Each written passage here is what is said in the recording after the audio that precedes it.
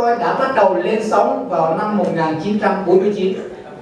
And we broadcast our shortwave in Laos, in northern China, in Vietnam. Và chúng tôi đã bắt đầu phát sóng cái chương trình đó theo cái ngôn ngữ của nước Lào, nước Việt Nam và ở tại miền Bắc Trung Hoa theo cái tần số ngắn. Where it is hard and difficult for people to go. Tức là chúng tôi phát sóng tới những cái nơi mà rất là khó để cho những người truyền giáo đi tới.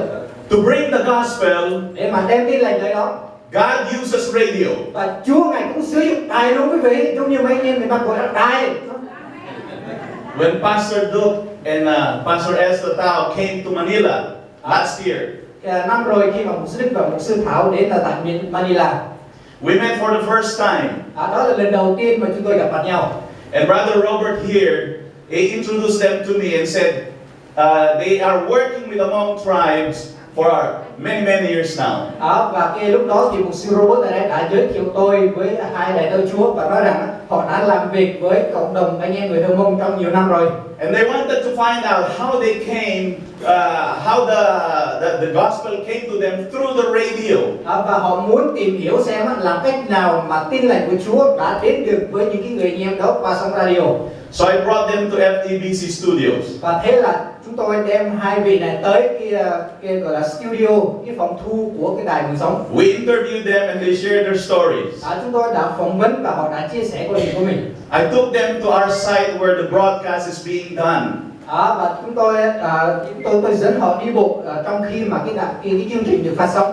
Surprisingly, Sister Esther met Sister Tay, a Vietnamese lady who handles our Vietnamese language. Lúc đó thì bà mục sư Thảo có gặp một cái cô tên là mục sư Thế, là cái người lo cho cái chương trình phát sóng tiếng Việt.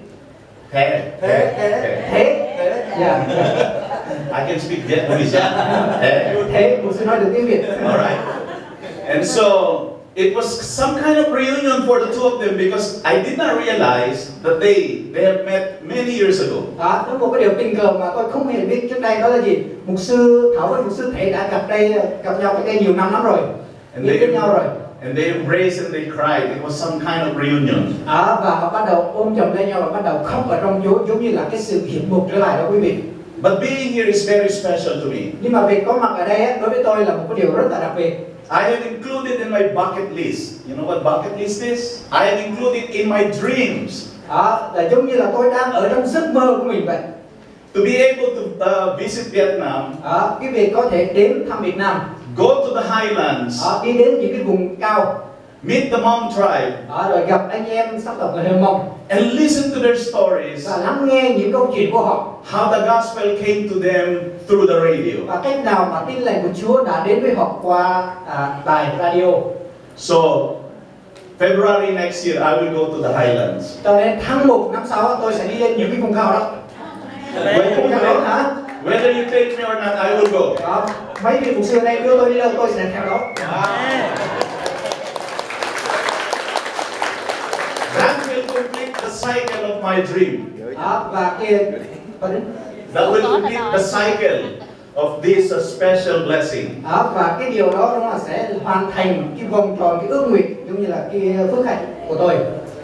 But so much about the Hmong tribes. Có rất là nhiều điều để nói về cái người anh em Hmong của chúng ta. This afternoon, buổi chiều ngày hôm nay, I would like to share with you. Tôi muốn chia sẻ với quý vị the importance of keeping ministry and family balanced. Cái tầm quan trọng của cái việc chúng ta giữ chức vụ sự hợp với Chúa và gia đình ở trong cái sự cân bằng. We will look at the value of being called as pastors. Khi mà chúng ta nhìn xem nó cái giá trị của cái việc được kêu gọi là mục sư. And as pastors, we get so carried away with so many activities. Và thường là mục sư rồi chúng ta đúng không ạ? Dễ lắm là chúng ta bận tâm với rất là nhiều cái công việc hoạt động. That what happens is, và cái điều xảy ra là như thế này. We sacrifice our family. Chúng ta hy sinh mất gia đình của mình. At the altar of ministry. Và đối lấy đó là những cái sự phục vụ nơi bàn thờ. And God is not pleased when that happens. Và khi điều đó xảy ra rồi thì Đức Chúa Trời Ngài không có đẹp lòng. Because our family is very important. Bởi vì gia đình của chúng ta rất là quan trọng. In fact, our family is our first ministry. Thực ra đó, gia đình là chức vụ sự hợp với Chúa đầu tiên nhất của chúng ta. So we will look at balancing family and ministry. Cho nên chúng ta sẽ học về cái chủ đề đó là gì? Cân bằng giữa gia đình và chức vụ. Is this working? Và cái này nó có hiệu quả không mục sư? It's not working because it's off. Hay là nó thì I need to turn it on. Now it's working. lúc này nó buồn cú bây giờ nó tỉnh rồi. This is my family. Đây là gia đình của tôi. I have 3 sons. Tôi có 3 người con trai. They are all good looking. Tất cả đều đẹp như cha cả.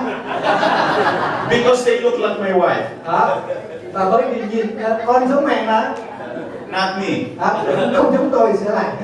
But now I have 4 boys. Mà Now I have 4 boys. Bây giờ trong nhà tôi có 4 người con trai. Because Pastor Duke's son, bởi vì con trai của một sư Đức, Levi, là Levi, now lives with me in Manila. Bây giờ đang sống ở với tôi ở tại Manila. He doesn't want to come to Vietnam. Và muốn ở đó luôn chứ không muốn về Việt Nam nữa. He is there studying English. Và đang ở Manila học tiếng Anh. And my family loves him. Và gia đình của tôi rất là yêu mến cậu. So this is my family. Đây là gia đình của tôi. As God has enabled me, và Chúa Ngài đã cho tôi khả năng. I do my best to take good care of my family. Và tôi nỗ lực hết sức mình để mà chăm sóc cho gia đình. Because my family is my first ministry. Bởi vì gia đình là chức vụ đầu tiên nhất của tôi. Amen. This is my wife. Đây tất nhiên đây là gọi là đệ nhất phu nhân của tôi. Don't contradict me, she's beautiful, right? Đúng không? Rõ ràng quý vị nhìn là thấy đối lập liền, vợ thì xinh nhưng mà chồng thì cần xem lại. Just like all the ladies here, they are beautiful. Giống như tất cả những quý cô đây, nhìn ai cũng xinh đẹp rạng rỡ hết. Amen. Amen. Amen. Mày nói amen lớn mới đúng chứ. Let's look at the scripture. Rồi bây giờ chúng ta sẽ xem Kinh Thánh. 1 Timothy 3:1-7. Timothy nhất đoạn 3 từ câu 1 cho đến câu số 7. I will ask you to read that in Vietnamese. Ai mà muốn đến Polo thuê chăm sóc gia đình mình. 7 verses in 1 Timothy chapter 3, verse 7. 7 câu Kinh Thánh ở trong Timothy nhất đoạn số 3. Xin mời quý vị cùng theo dõi. Biết rằng có kẻ mong được làm giám mục, ấy là ưa muốn một việc tốt lành, lời đó là phải lắm. Vậy người giám mục cần phải không chỗ trách được, là chồng chỉ một vợ mà thôi, có tiết độ, có tài trí, xứng đáng, hay tiếp khách và khéo dạy dỗ. Đừng mê rượu, cũng đừng hung bạo, nhưng phải mềm mại, hòa nhã, lại đừng ham tiền bạc, phải khéo cai trị nhà riêng mình, giữ con cái mình cho vâng phục và ngay tật trọn vẹn. Vì nếu có ai không biết cai trị nhà riêng mình, thì làm sao cai trị được hội thánh của Đức Chúa Trời? Người mới tin đạo không được làm giám mục, người tự yêu mà sa vào án phạt của ma quỷ chăng. Người giám mục lại phải được người ngoại làm chứng tốt, kéo bị xỉ nhục và mắc bẫy ma quỷ. In this passage, ở trong cái phân đoạn này, the Apostle Paul tells us the qualifications of pastors. Thì ông sứ đồ Phaolô cho chúng ta biết được những cái tiêu chuẩn của một người mục sư. Now we will not go into details of it. I will just basically give you the summary. Tôi sẽ không có đi chi tiết vào, mà về cơ bản là tôi sẽ tóm tắt lại cho quý vị. These are non-negotiable qualities that pastors should possess. Đây là những cái tiêu chuẩn mà một người làm mục sư đó phải có, và những cái tiêu chuẩn này chúng ta không thể nào gọi là thỏa hiệp hay là nhượng bộ được. So I want you to look at the person seated next to you. Cho nên tôi muốn quý vị hãy nhìn cái người ngồi bên cạnh của mình. I want to make sure you have these qualities. Và hãy nói với người đó rằng tôi muốn biết chắc là quý vị phải có những cái tiêu chuẩn này. Because God called you to be a pastor. Bởi vì Chúa kêu gọi quý vị làm mục sư, quý vị nói đi, nói với người bên cạnh của mình đó. Mục sư phải có những cái tiêu chuẩn. Alright, here are the qualifications of pastors in summary. Đây là những tiêu chuẩn của một người làm mục sư. Đây là cái phần tóm tắt lại. First of all, Paul talks about the character of a pastor. Trước hết là ông Phaolô nói về cái bản tánh của một cái người mục sư. He should first of all demonstrate integrity and faithfulness in his character. Trước hết đó là một người phải có cái nhân cách là phải bày tỏ được cái sự liêm chính, liêm khiết và cái sự trung tín. Secondly, thứ hai, he must be grounded in the scripture. Cái người đó phải có một cái nền tảng chắc chắn ở trong lời của Chúa là Kinh Thánh. In fact, a pastor must be able to teach the Word of God. Có nghĩa là gì? Người đó có khả năng để dạy dỗ lời Chúa. Now, how can you be grounded in the Scripture Làm cách nào mà chúng ta có thể đâm rễ và vững nền ở trong Kinh Thánh? if you're not going to study the Word of God? Nếu mà chúng ta không học lời Chúa, If you do not spend time reading the Word of God? nếu mà chúng ta không có để thì giờ đọc lời của Chúa thì làm sao đấy? If you do not spend time meditating on the Word of God? Nếu mà chúng ta không có để thì giờ suy gẫm lời của Chúa, The depth of your relationship with Christ cái sự sâu nhiệt trong cái mối quan hệ của quý vị với Đức Christ will not take root nó sẽ không thể nào đâm sâu rễ xuống unless you spend adequate time nếu quý vị không có để thì giờ tĩnh lặng studying the Word of God. đó, để nghiên cứu lời của Đức Chúa Trời. The Word of God Lời của Chúa is our life. đó là sự sống cho chúng ta. It is the power of God that transforms us. Đó là quyền năng của Đức Chúa Trời để biến đổi chúng ta đó quý vị. A while ago, Pastor Paul Thì mục sư Paul asked you, đã hỏi quý vị, do you read the Bible? quý vị có đọc Kinh Thánh không? And some of you raise your hands like this. Và có một số người thì đưa Kinh Thánh lên mà không dám đưa lên mà nó làm vậy. Do you read the Bible? Quý vị có đọc Kinh Thánh không? Có thì đưa thẳng lên, không có chấp điện đâu mà không. Do you love the Word of God? Quý vị có lời của Đức Chúa Trời không? Do you believe the Word of God? Quý vị có tin lời Chúa không? It is God's power that transformed our lives. Đó là quyền năng của Đức Chúa Trời để biến đổi các cuộc đời. And therefore, as pastors, Cho nên là những mục sư, we must exemplify what it is to be grounded in the Scripture. chúng ta đúng không? Phải hiểu và nghiên cứu cho kỹ thế nào là đâm rễ vững nền ở trong lời của Chúa. Now, here is an interesting qualification that Paul said. Đây là một cái tiêu chí rất là thú vị mà sứ đồ Phaolô đã nói.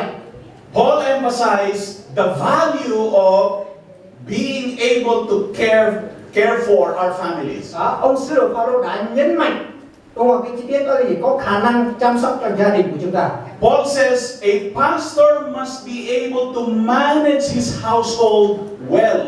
Sứ đồ Phaolô nói là gì? Một người mục sư đó phải có tài quản trị cái nhà mình cho khéo. How is your family today? Gia đình của quý vị ngày hôm nay như thế nào? Do you just leave them alone? Hay là quý vị cứ bỏ mặc gia đình? So many times, many pastors Nhiều lần đó các mục sư think nghĩ như thế này: that ministry is more important than family. chức vụ hợp vị Chúa là quan trọng hơn, còn con cái chưa có quan trọng bằng. They don't spend time playing with their children. Thế là họ không có để thì giờ ngồi chơi với con cái. They don't take their wives to dates anymore. Và lúc còn yêu thì ngày nào cũng hẹn hò dắt vợ đi chơi, nhưng mà lúc cưới về rồi xong thì bỏ vô một xó. When their children ask, Papa, Daddy, would you play with me? Khi mà con hỏi là cha ơi, cha chơi với con được không? The pastor say, Ông mục sư nói, I don't have time ta làm gì có thời gian mà chơi. because I have to preach this coming Sunday. Có biết là sáng chủ nhật tới là ba phải giảng không? And then there is no bonding between father and son. Và thế là không còn đúng không ạ? Cái sự tức là cái sự qua lại, cái sự truyền thông qua lại của cha và có cái sự ràng buộc lại với nhau cũng có. And many times the wives are left sitting in the corner.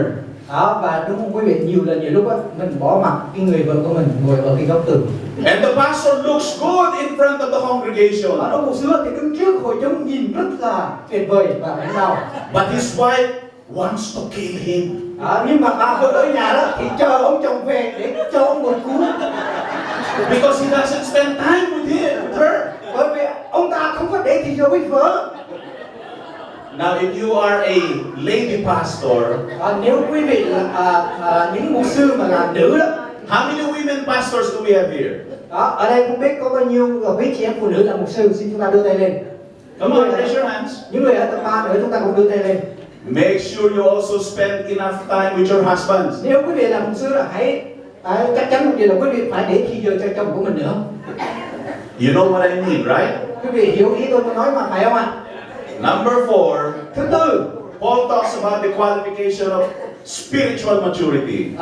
ông Phaolô nói về cái tiêu chuẩn thứ tư, đó là gì? Phải có cái sự tăng trưởng thuộc linh. Now, what does it really mean to be spiritually mature? Thế nào là trưởng thành thuộc linh quý vị? Paul says, do not even appoint a person to become an elder if he is a novice or if he is a new believer. Ông Phaolô nói là nếu một người tin Chúa thì đừng có để những người đó làm lãnh đạo. Because chances are, Bởi vì những cái cơ hội đó, if he gets discouraged, thì khi mà cái người đó nản lòng, or if he is asked with tough questions about life, và nếu mà người ta đặt ra những cái câu hỏi khó cho ông mục sư đó, cho cái người đó về cái cuộc sống he này, gets discouraged and he would not know the answer. thì có thể là cái người đó nản lòng và không có biết câu trả lời. So there is a need for the person to grow first in his faith.